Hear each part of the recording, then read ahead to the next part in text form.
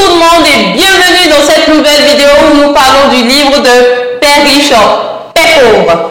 Alors un jour je me suis vue et puis bon, je me suis dit que je méritais en fait tout ce qu'il y avait de mieux, que je n'allais plus me contenter en fait du minimum et que mes enfants ils méritent en fait tout ce qu'il y a de mieux dans la vie. Et c'est pour ça que je me suis lancée en fait dans la quête d'avoir une vie en fait qui est une vie meilleure, de créer de la richesse, oui, de devenir riche, voilà. Et c'est dans ce sens que j'ai commencé à lire des livres qui ont rapport à la richesse, des livres de développement personnel, des livres de leadership, etc. Donc aujourd'hui justement nous parlons du livre de Père riche, Père pauvre.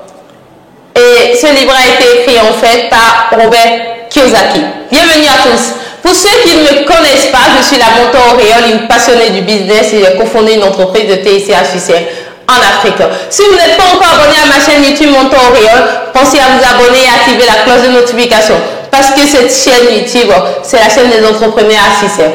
On y va. Alors, si vous vous posez la question en fait de savoir un peu ce que j'ai fait jusque-là, est-ce que j'ai pu accomplir quelque chose, parce que je suis là devant vous, je vous parle des livres de richesse, j'ai déjà fait un résumé sur le livre Réfléchissez et devenez riche de Napoléon Hill. En temps, j'ai lu plein de livres. Aujourd'hui, on parle de ça.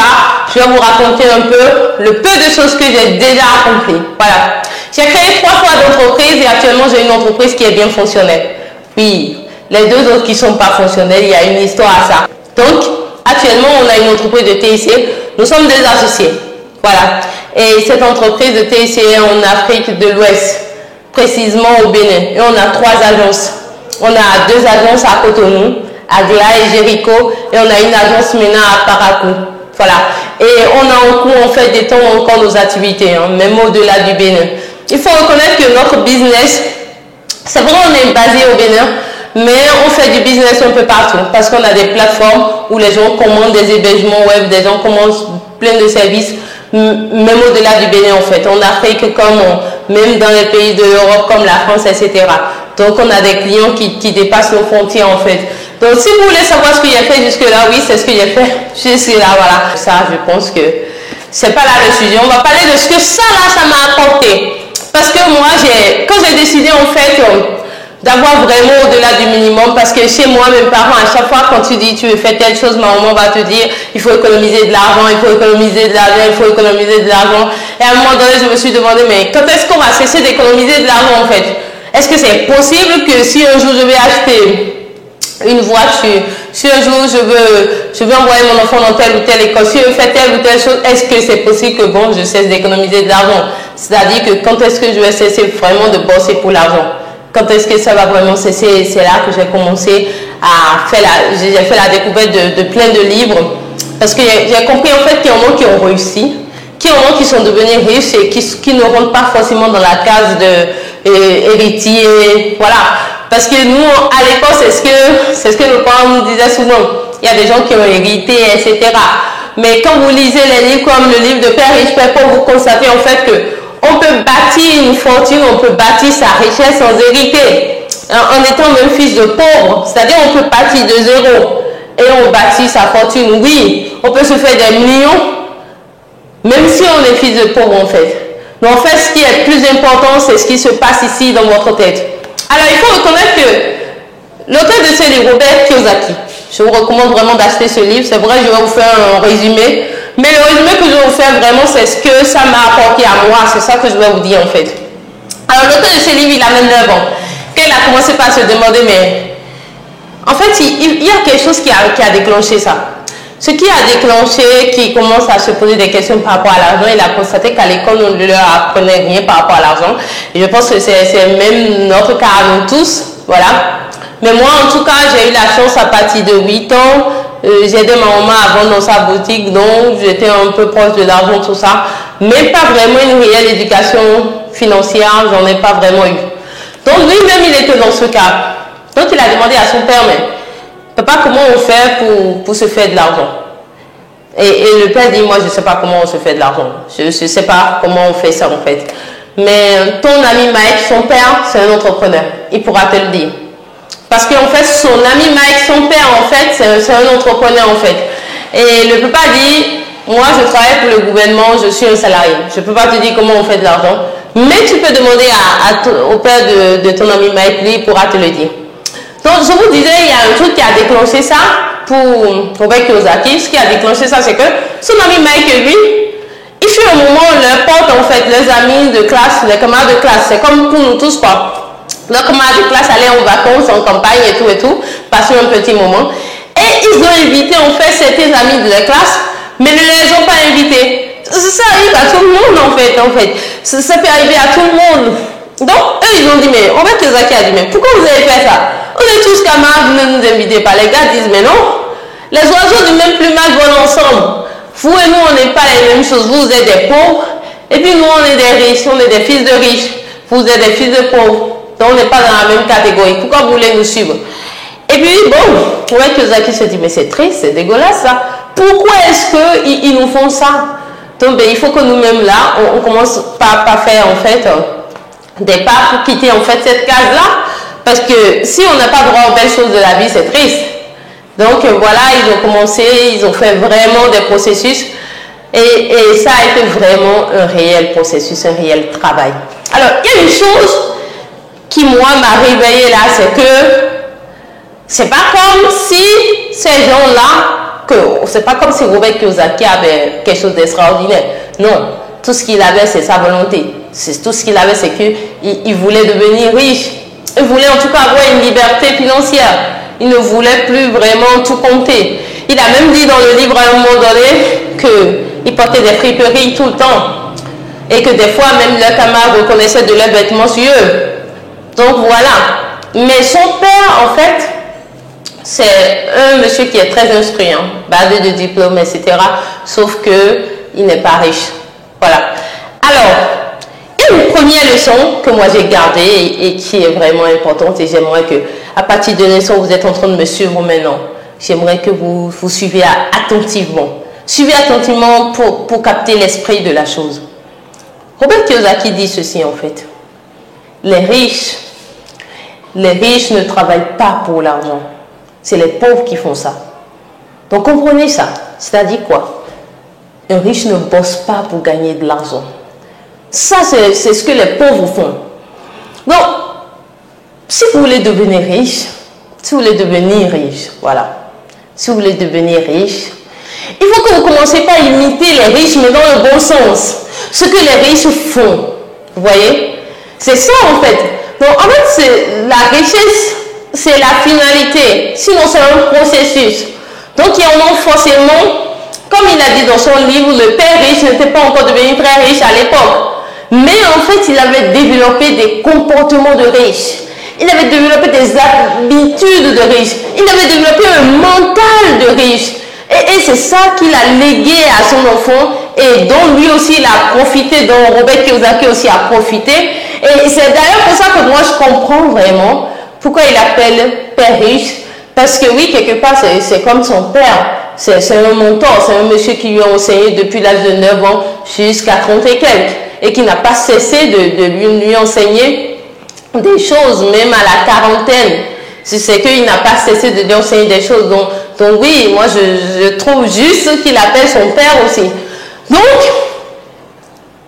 si vous voulez vraiment devenir riche, sachez que vous devez apprendre à ne pas travailler pour l'argent. Alors, je vais vous expliquer comment en fait les riches, eux autres, ils ne travaillent pas pour l'argent. Ce qui est intéressant ici, c'est quoi? C'est que si vous êtes sur la chaîne YouTube de Mentor Auréole, c'est soit que vous êtes entrepreneur, ou soit vous avez envie de devenir entrepreneur. Parce que moi, mes vidéos parlent d'entrepreneuriat, de générer de l'argent. Même si je parle même de couple, tout ça, c'est par rapport aux entrepreneurs que je parle en fait. Donc cette chaîne, c'est pour les entrepreneurs ou ceux qui aspirent à devenir entrepreneurs. Donc justement, c'est intéressant pour vous parce que vous avez déjà cette fibre-là. Alors, les riches, la façon dont ils gagnent de l'argent, c'est de faire travailler l'argent pour eux.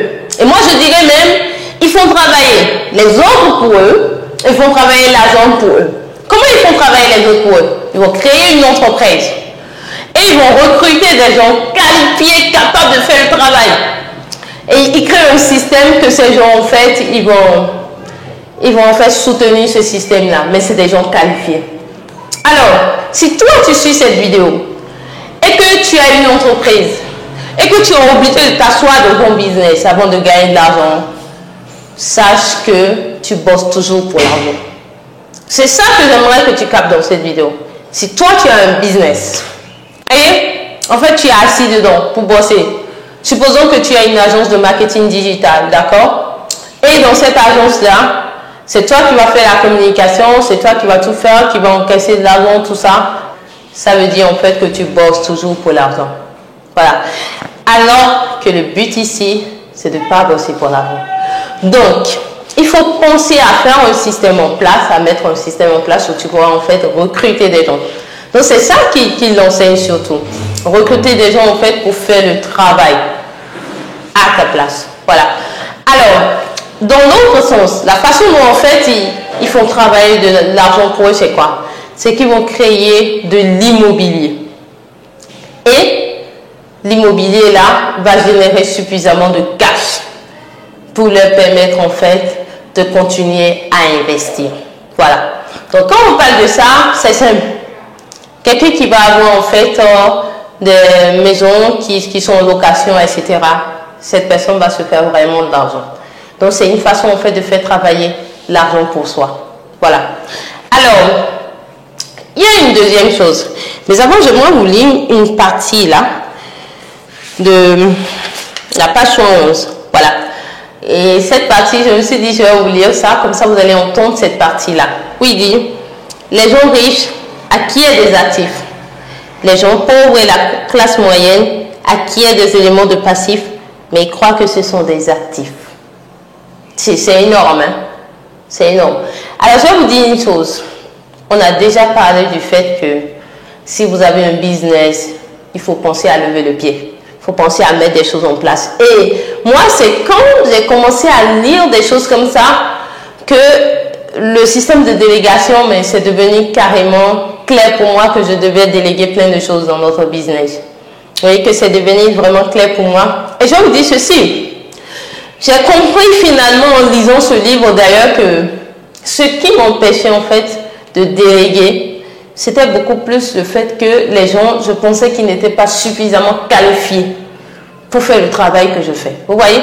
C'est-à-dire vous prenez un engagement devant des clients. Vous leur dites le travail sera fait comme ça, comme ça, comme ça. Donc vous vous dites je dois superviser. Donc du coup en fait vous êtes obligé de faire partie de la machine. Alors que si vous aviez en fait quelqu'un que vous pensez en fait cette personne peut assumer votre rôle de superviseur ou votre rôle de quelqu'un qui va checker, qui va voir, qui va s'assurer, ben vous pouvez facilement laisser ça et aller faire autre chose. Vous voyez? C'est ça justement. Donc c'est ça que j'ai découvert en faisant ça, en lisant ce livre. Ce que j'ai découvert, c'est que si on ne délègue pas aussi, c'est parce qu'on ne trouve pas des gens assez qualifiés. Et la main-d'œuvre qui est qualifiée, cette main-d'œuvre-là a un coût. Et je dois vous dire, payer le prix qu'il faut payer. Oui, recruter et payer le prix qu'il faut payer. Parce que les gens qui sont qualifiés, ils vous donnent vraiment de la liberté. Parce que ces gens-là, vous pouvez en fait partir et vous dire oui, le travail sera bien fait. Et juste bon, passer des coups de fil de contrôle. C'est ça qui est intéressant. Donc voilà, c'est quand j'ai vraiment voulu déléguer, je me suis arrêtée à ça, c'est-à-dire que la main-d'œuvre qui est qualifiée a un coût. Et ce coût quand même, c'est pas aussi grand que ça parce que après la liberté c'est énorme. Ce que vous avez comme liberté c'est énorme. Vous voyez? C'est-à-dire que si vous avez déjà créé ce business, vous avez la liberté d'aller créer un autre, d'aller faire d'autres business, etc. Mais cette liberté-là c'est énorme. Alors que si vous voulez utiliser vos 24 heures à faire que ça, non mais ça peut pas aller. Voilà. Alors, donc ça passe. La deuxième chose, c'est que j'aimerais que vous captez une chose. La différence entre un actif et un passif. Il y a une réelle différence que les gens n'ont pas encore vraiment eu le temps de cerner en fait. Pour ceux qui ont fait la comptabilité, parce que je veux partir de cette masse-là, on va vous dire que l'actif c'est l'ensemble des biens d'une entreprise et que le passif, ben, ça va être l'ensemble des dettes, etc. Voilà. Et Robert Kiyosaki a amené en fait un truc qui est vraiment simple. Si vous pensez à l'actif, Pensez à tout ce qui va vous mettre de l'argent dans votre poche. C'est aussi simple que ça. Et si vous pensez au passif, pensez à tout ce qui vous fait sortir de l'argent de votre poche. La formule est simple en fait. Actif, ça va vous faire entrer de l'argent dans votre poche. Passif, ça va vous faire sortir de l'argent de votre poche. Si on est d'accord pour cette formule, on va continuer. C'est bon? Bien. Alors, la phrase dit que les gens en fait qui sont pauvres, ces gens-là, ils acquièrent des passifs et ils pensent que ce sont des actifs. C'est ça, hein? Et l'erreur que les gens font même encore, c'est quoi? C'est que ils pensent que la richesse, c'est détenir des passifs. Et j'ai constaté que ce n'est pas qu'en Afrique, hein, mais je connais pour l'Afrique. C'est-à-dire qu'on va voir nos tantes, nos oncles, nos frères, nos soeurs, qui vont dire, comme on était jeunes en fait, je me rappelle, il y a un monsieur de notre quartier là. Et le monsieur, il a 3 voitures. Il a 2 épouses, il a 3 voitures, il a une maison et il a un salaire. C'est tout. Mais ce monsieur-là, en fait, il a plein de prêts. Pour acheter ses voitures, il a dû faire des prêts. Pour sa maison, oui. Et en fait, le monsieur, il vit dans les dettes, il a plein d'enfants, il a 2 femmes. Donc en fait, quoi? À l'époque, nos tantes disaient, oui, ce monsieur, il est riche, il a de l'argent, etc. Mais quand j'ai lu ce livre, je me suis rendu compte que ce monsieur-là, il n'est pas riche, il est pauvre. Mais il est réellement pauvre. Je vais vous expliquer comment il est pauvre. Le monsieur, il a des voitures. Voiture, c'est passif, parce que ça sort de l'argent de sa poche. Right? Yes, ça marche. Alors, c'est pas fini. Ce monsieur-là, il a la maison. Les gens, ils pensent en fait qu'une maison, que c'est un actif. Normalement, en comptabilité, là, dans la comptabilité qu'on fait normalement, une maison est un actif. Mais dans la pratique, c'est pas forcément ça. Je vais vous expliquer. Il y a plein de personnes, par exemple, qui prennent leur maison en prenant du crédit. Vous voyez? C'est pas là forcément le problème. Mais c'est que, quand on a une maison, la maison ne rapporte pas directement de l'argent. Et pourtant, il faut entretenir cette maison et il faut penser à la sécurité. Et moi, j'ai compris ça quand on est parti habiter en fait à Parakou dans une propriété privée. C'est là que j'ai vraiment compris qu'une maison, ce n'était pas un actif. Parce qu'il faut entretenir cette maison-là. Et non seulement il faut entretenir ça, c'est qu'il faut sécuriser cette maison. Donc tout ça, en fait, c'est des dépenses. C'est là où on voit des gens qui n'ont pas fait des dépenses, ces dépenses-là au moment où il fallait le faire. Et sur la durée, ben, ces gens sont obligés, en fait. Vous voyez l'état des maisons, mais c'est autre chose. Vous voyez, dans une maison, les ampoules peuvent se gâter. Il peut y avoir des fissures. Il peut y avoir la peinture à reprendre. Il peut y avoir des problèmes aux toilettes, etc. Donc, tout ça, c'est des dépenses. Il faut prendre un gardien. Il faut mettre des systèmes de sécurité en place. Tout ça, c'est des dépenses. Et ça ne fait pas rentrer de l'argent. Mais c'est vrai que c'est intéressant d'avoir une maison parce que, bon, là, vous sortez de la location, vous êtes beaucoup plus à l'aise et vous pensez à autre chose beaucoup plus simplement. Voilà. Alors, donc, on a parlé des voitures. Et non seulement ces voitures vont prendre de l'argent, mais chaque mois, ben, il faut acheter de l'essence chaque jour quand on sort une voiture. Et pour ceux qui conduisent des voitures, vous savez, si c'est une petite voiture qui ne consomme pas grand chose, c'est au moins 5 litres à chaque fois, 5 à 10 litres à chaque fois. Donc, voilà. Alors, quand vous connaissez cette différence-là, entre actif et passif, c'est clair pour vous, c'est clair dans votre tête, là, vous vous concentrez sur une seule chose, l'actif. Vous laissez le passif, vous vous concentrez sur une seule chose, l'actif. C'est sur ça que vous vous concentrez. Bon, ceux qui ont pris l'habitude de se concentrer sur ce qui ne va pas là, ceux-là, ils vont se perdre. On se concentre sur ce qui va. Ce qui va ici, c'est actif. C'est ça qui marche. Donc, vous concentrez votre énergie sur ça. Vos ressources, c'est là où ça doit aller, en fait. Alors, quand vous trouvez de l'argent, vous créez une entreprise. Une entreprise, c'est de l'actif. Parce que cette entreprise-là, soit vous amener un revenu, un bénéfice chaque année. Et ça, c'est intéressant. Alors, si vous avez de l'immobilier, forcément, il faut faire attention dans ce cas. Si votre immobilier vous prend plus d'argent que ça ne fait entrer, c'est un problème. Si vous avez une maison qui a 250 000 francs CFA de location, par exemple, et que les frais d'entretien font 50 000 le mois, vous mettez 200 000 francs CFA dans la poche chaque fin du mois, ça, c'est intéressant. Donc, comprenez ça, en fait. Alors, à part de l'immobilier, je peux vous donner un autre exemple, Je peux vous donner un autre exemple. Regardez les propriétés intellectuelles comme les logiciels. Vous voyez les logiciels?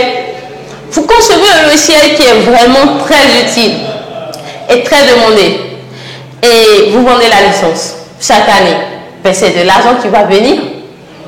Mais c'est juste que là où vous avez dû mettre votre énergie, c'est la conception de ce logiciel et la mise à jour à chaque fois. Donc, ça, c'est de l'argent qui va venir à chaque fois. Ou soit c'est pas abonnement, ou soit c'est une licence qui a une durée, etc. Donc ça, vous devez vous concentrer sur ça aussi. C'est bon, ça peut aller. Bien, on va passer à une autre étape. Moi, je vous dis en fait ce que moi, j'ai pu prendre dedans. Parce que j'ai lu plein de livres. Donc moi, je prends vraiment ce qui va être essentiel pour moi. L'idée n'est pas d'accepter tout. L'idée n'est pas de tout garder. Mais l'idée, c'est de prendre ce qui va vous faire avancer. Voilà. Alors, vous êtes le plus grand capital que vous ayez. Vous êtes le plus grand capital que vous ayez. C'est important que vous compreniez ça. Moi, je ne vais pas parler de la partie de les gens qui ont un salaire, de laisser leur salaire pour aller faire un business. Parce que moi, je suppose que tous ceux qui sont sur la chaîne YouTube Mentor Warrior sont des gens qui ont un business. Parce que cette chaîne, c'est la chaîne des entrepreneurs. Donc, soit vous êtes entrepreneur ou soit vous aspirez à être entrepreneur. Donc, si vous êtes sur ma chaîne YouTube, c'est l'un entre les deux. Donc, je ne vais pas faire le débat de un salaire ne va pas donner plus d'argent, ces choses-là. Non, il n'y a pas de débat autour de ça. Tout ce que moi, je vous demande de faire, c'est d'avoir votre indépendance, en fait. C'est-à-dire, ne soyez pas votre propre employeur. Non. Et ça, je vous ai déjà dit ça. Donc, vous êtes votre propre capital. Ça voudrait dire quoi? Vous voyez le travail que moi, je fais sur moi. J'ai déjà lu, par exemple, le livre de L'homme le plus riche de Babylone. J'ai déjà lu Objectif. J'ai lu plein d'autres livres. Donc, parce que j'estime que je suis mon plus grand capital. Plus je vais comprendre des choses, plus je vais apprendre des choses, donc plus je serai à même à faire plus d'argent dans le business. Vous voyez? Et je suis des séminaires, j'ai même suivi une formation la dernière fois. Et j'offre des formations. Mais je ne m'arrête pas là, moi-même je vais en suivre pour pouvoir augmenter mon habileté à faire plus d'argent. Donc comprenez ça. Ne renoncez pas à faire des sacrifices pour apprendre des choses. Si vous n'êtes pas bon en marketing, allez apprendre du marketing. Si c'est le marketing direct qui est votre problème. Vous savez, il y en a qui ont le problème de marketing digital, mais bizarrement, il y en a qui ont le problème de marketing direct. Moi, j'en ai déjà rencontré. Et c'est d'ailleurs pour ça que oui, j'offre des formations non seulement en entrepreneuriat, mais en marketing direct, etc. Donc, je vous le dis pour que vous compreniez que s'il y a des choses que vous ne maîtrisez pas, même investir, etc., ça s'apprend. Donc, chaque année, décidez de ce que vous voulez apprendre. C'est vrai que vous êtes sur la chaîne YouTube Mentor Warrior, vous apprenez des choses ici, oui, mais faites le brainstorming sur ce qui vous manque encore et apprenez, formez-vous en fait. Ça n'a pas de prix. Parce que plus vous allez être formé, plus vous pourrez faire en fait plus d'argent. Voilà. Maintenant, il y a une chose que j'aimerais en fait que vous essayiez d'intégrer en vous tout au long du processus. C'est-à-dire que gardez ça si possible pour toute la vie en fait. Rien n'est facile. Il n'y a rien qui soit facile. Surtout pas le chemin de l'entrepreneuriat, le chemin de l'indépendance financière, c'est pas facile. Moi, ça me rappelle quoi? Ça me rappelle en fait mes frères et des amis. Quand vous gagnez un bon marché et vous faites de l'argent, ils se disent, ben oui, vous êtes heureux, quand on a une entreprise, on se fait beaucoup d'argent, etc. Mais quand vous leur dites, mais laissez votre ceinture de sécurité et venez entreprendre, c'est là que tout le monde dégaine, puis c'est là que vous perdez beaucoup de personnes. Parce qu'en fait, l'illusion qu'un emploi leur donne, parce que moi je dis c'est une sécurité illusoire. Pourquoi? Parce qu'aujourd'hui on sait que la sécurité de l'emploi n'existe plus vraiment. Vous voyez? Mais cette sécurité-là, c'est-à-dire eux-mêmes dans leur tête, quand ils se disent j'ai déjà un emploi, j'ai un CDI, etc. et le salaire va venir chaque fin du mois, mais ça les rassure. Du coup, ils ne veulent pas aller entreprendre. Mais vous avez choisi la voie de la liberté. D'accord? Et c'est ça qui s'est passé avec Robert Kiyosaki en fait. Robert Kiyosaki, dans son cheminement, il a fait faillite. Il y a une entreprise qu'il avait qui a fait faillite. Mais il n'a pas baissé les bras, il a continué. Il a continué son chemin. Et je vous invite en fait à intégrer ça en vous. Donc vous voyez, Robert Kiyosaki lui-même, il a fait faillite. Et en fait, il n'a pas abandonné. Il y a une autre chose dans le livre qui m'a impressionné, c'est que il parle souvent de son épouse Kim. De son épouse Kim qui lui a tenu la main, qui a dit oui, on va bâtir cette entreprise ensemble, on va bâtir cette indépendance financière ensemble, et elle a tenu parole. Donc c'est aussi de réconfort auprès de votre partenaire. Si vous avez une femme qui intègre vos ambitions, ce sera beaucoup plus facile parce que le chemin est long. Si vous avez un époux qui intègre vos ambitions, ce sera beaucoup plus facile parce que le chemin est long. Oui, et c'est là où moi, mon époux et moi, on s'entend, c'est qu'on sait là où on va. Et on sait qu'on veut la même chose. C'est d'ailleurs pour ça qu'on est tous deux entrepreneurs. Et c'est beaucoup plus intéressant comme ça. Alors, quand vous allez commencer par avoir des difficultés financières dans votre business, parce que c'est des choses qui arrivent. Moi-même, j'ai connu ça plusieurs fois. Tirez des leçons et avancez. Même si vous connaissez une faillite, tirez des leçons et avancez. Vous voyez? Et c'est ça que Robert Kiyosaki dit. Il faut apprendre. Si vous avez des choses qui vous arrivent, apprenez. Il y a plein de leçons à apprendre. On apprend des leçons en faisant des erreurs aussi. Et quand on lit le livre de Robert Kiyosaki, on lit en fait tout ce qu'il a dû surmonter. On comprend en fait plus facilement ce qui nous arrive à nous-mêmes. Vous voyez? C'est-à-dire que vous allez plus facilement comprendre ce qui vous arrive dans votre business. Je vous assure, le chemin de l'entrepreneuriat, ce n'est pas de tout repos. Ce n'est pas le chemin le plus facile qui soit. Mais à terme, le résultat est intéressant. À terme, le résultat est intéressant.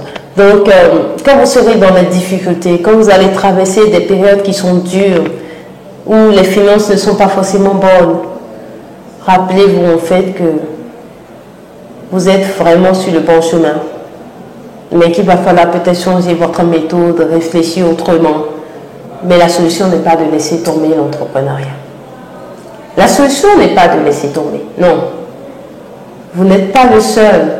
Même des gens qui sont devenus riches ont connu ces choses avant vous. Et j'aimerais vraiment que vous vous souveniez de ça.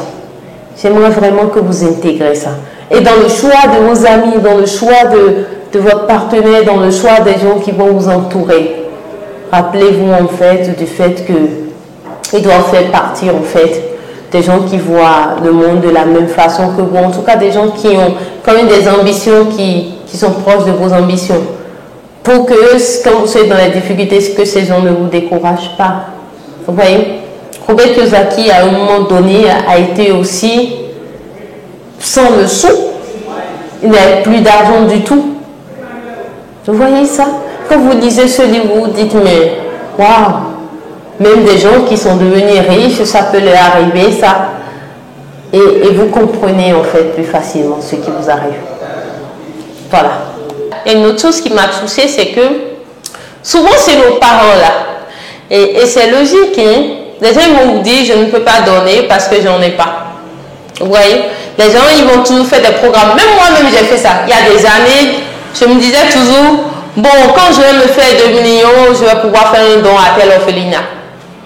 Quand je me fais plus d'argent, je vais pouvoir faire ceci et cela. Et bizarrement, quand je me fais plus d'argent, c'est bizarre. Hein? Quand je me fais plus d'argent, j'ai plus de problèmes. Je me dis en fait que non, mes objectifs, je n'ai pas pu atteindre, etc. Donc le don, je ne le fais jamais. C'est ça en fait. Ou soit, bon, je ne fais rien de consistant en fait. Et pourtant, c'est un secret que les riches utilisent. Vous allez voir qu'il y a plein de riches qui font des dons, qui donnent, etc. Si vous voulez recevoir, vous devez apprendre à donner. Si vous voulez recevoir, vous devez apprendre à donner. Que ce soit la paix, si vous voulez recevoir la paix, apprenez à donner la paix. C'est comme des messieurs, moi je recette beaucoup les messieurs, mais quand même je vais vous dire cette petite histoire-là. Et le monsieur ne donne jamais la paix à sa femme à la maison. Et puis ce monsieur-là, il veut que cette femme-là lui donne la paix. Comment il aura la paix? Il n'aura jamais la paix. Ce que tu veux, tu donnes ça à ton prochain. Si c'est l'argent que tu veux, tu donnes. Il faut apprendre à donner un peu. Commencez par des choses infimes et ça va évoluer. Quand on donne, on reçoit. Je vais vous donner des noms simples. Si vous commencez à donner du respect aux gens, les gens vont vous respecter. Oui, il y a des gens qui se plaignent qu'on ne les respecte pas assez. Il y a forcément quelque chose qu'ils font qui fait en fait que les autres lui renvoient ça. Donc, si que ça soit l'argent, c'est valable pour tout en fait. Et c'est valable aussi pour l'instruction. Et moi, j'ai constaté que ça qu'ils ont dit, c'est vrai. Et depuis quand j'ai appris ça, ben moi, je le fais hein, systématiquement. Même quand j'ai pas d'argent, si je décide de donner, je donne. Tout simplement. Et au moins, chaque année, ben, il y a des dons que je fais quand même. Peu importe ce que j'ai, je fais quand même à un orphelinat. Avec mon époux, on le fait et voilà. Et c'est systématique chez nous. Alors, donc, voilà. Concentrez-vous sur ça aussi. Ça fait avancer. Concentrez-vous sur, en fait, ce que vous voulez. Et moi, ce qui me rappelle, en fait, que ce qu'ils ont dit, c'est vrai, c'est que depuis que moi, j'étais à l'université, j'aime donner, en fait. Même depuis quand j'étais au secondaire. J'aime donner mon savoir, tout ce que j'ai, en fait. Mais ça revient énormément. C'est-à-dire quoi? Plus j'enseigne aux gens, plus je garde des choses, et plus, en fait, j'apprends des choses, et j'apprends même des choses, mais de façon très simple, en fait. Et c'est même le but de cette chaîne. Parce que ça me permet en fait de garder tout ce que, oui, j'ai eu le temps d'apprendre, tout ce que j'ai eu le temps de découvrir. Donc, essayez ça. Essayez pour voir. Je ne vous demande pas si vous avez par exemple 1 million de francs CFA dans votre compte bancaire. Bon, faites le fou et allez donner. Non. Vous allez couvrir vos charges. Si c'est une économie, bon, vous pouvez prendre peut-être 10 000. Commencez par là. Pour donner à quelqu'un qui en a besoin ou à une institution qui en a besoin. Il y a toujours des pauvres, il y a toujours des orphelinats qui sont là pour ces choses-là. Voilà. Mais vous pouvez aussi donner de votre temps. Il n'y a pas de problème pour ça. Pour aider quelqu'un, vous pouvez aussi donner de votre temps, de votre savoir. Donc, en tout cas, si c'est de l'argent que vous voulez, donnez de l'argent. S'il y a quelque chose que vous voulez donner, cette chose-là à quelqu'un d'autre. Et ça va vous revenir aussi. Donc, voilà. C'est à peu près tout ce que j'ai envie de partager avec vous. J'espère que cette vidéo vous aura aidé. J'espère que cette vidéo va vous faire avancer. Mais n'oubliez pas, c'est le livre de Robert Kiyosaki, Père riche, Père pauvre. Donc prochainement, je vais trier, j'ai le livre Le cadran du cash flow de Robert Kiyosaki. J'ai aussi lu Objectif, etc. Je vais voir, puisque je vais vous mettre pour la prochaine fois. Mais comme je vous ai déjà dit dans ma vidéo précédente, maintenant c'est la saison des livres. Hein. Je vais vraiment vous donner tout ce que j'ai eu le temps de lire. Voilà. Je pense qu'on va dire qu'on va parler de l'homme le plus riche de Babylone. Voilà. Moi, ça me plaît comme ça. Donc prochainement, on se donne rendez-vous pour parler de l'homme le plus riche de Babylone. Et d'ici là, portez-vous bien, que Dieu vous garde. Au revoir. Mais surtout, restez entrepreneurs. Au revoir.